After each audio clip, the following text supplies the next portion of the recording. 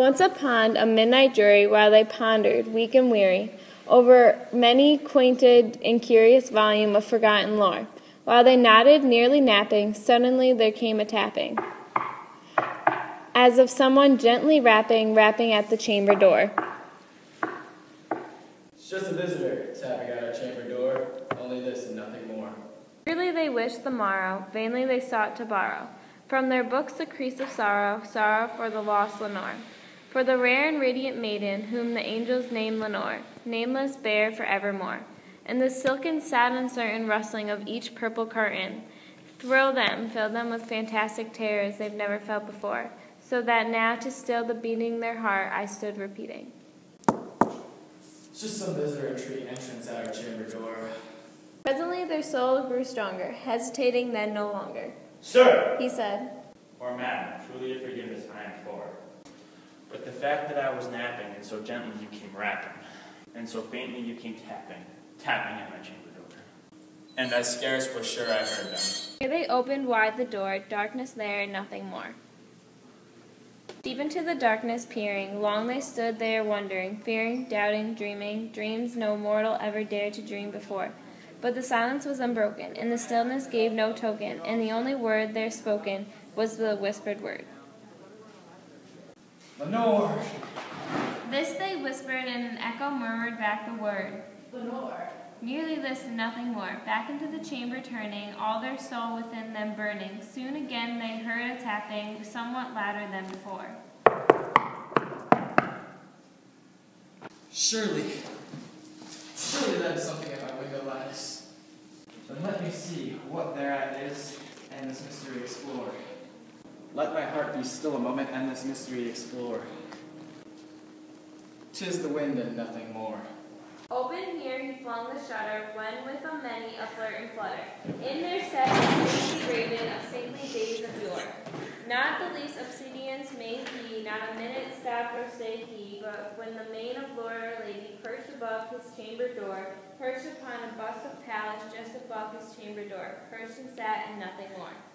And this ebony bird, belligerently his sad fancy into smiling, but the grave and stern decorum of the countenance it wore.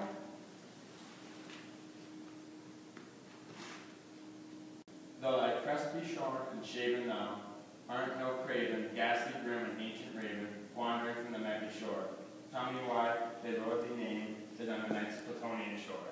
Nevermore. Much they marveled this ungainly fowl to hear discourse so plainly, though its answer little meaning, little relevancy bore, for what cannot help agreeing that no living human being ever yet was blessed with seeing the bird above their chamber door.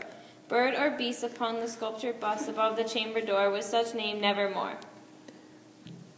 But the raven sitting lonely on the placid bust spoke only that one word, as if the soul that one word did outpour. Nothing farther than he uttered, not a feather than he fluttered. Other friends have flown before, on the morrow thee will leave me, as my hopes have flown before. Nevermore. Startled at the stillness broken by reply I aptly spoken.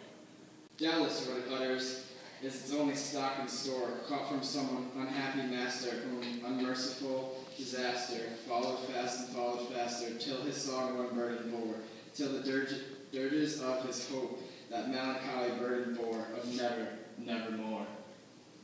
The ravens still beguiling their sad fancy into smiling, straight they wheeled a cushioned seat in front of bird and barred the door. Then upon the velvet sinking, I betook myself to linking fancy into fancy, singing the ominous bore of yore. Nevermore! This they engaged in guessing, but no syllable expressing, to the fowl whose fiery eye now burned in the bosom's core.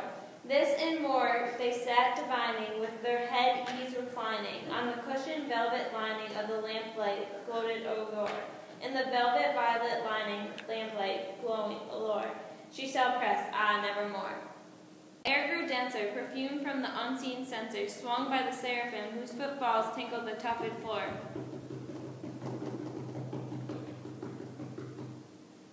Wretch, thy God hath let thee, by these angels he hath sent thee, respite and met thee, from thy memories of Lenore. Nevermore! Prophet, thing of evil, prophet still, if bird or devil, by the heaven that bends above us, by the God we both adore. Tell the soul with sorrow, laden if, within the distant Aden, it shall grasp a sainted maiden whom the angels name Lenore. Grasp a rare and radiant maiden from the angels named Lenore. Quote the Nevermore! Be that word our sign of parting, bird or friend. Get that thee back into the tempest and the night's Plutonian shore. Leave no black plume as a token of that lie that soul hath spoken. Leave my loneliness unbroken. Quit the bust above my door.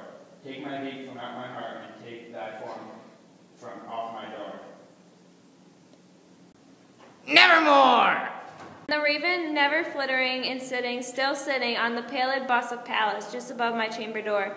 And his eyes are all the seeming of the demons that is dreaming. And the lamplight o'er him streaming throws the shadows on the floor. And their soul of the shadow that lies floating on the floor shall be lifted nevermore.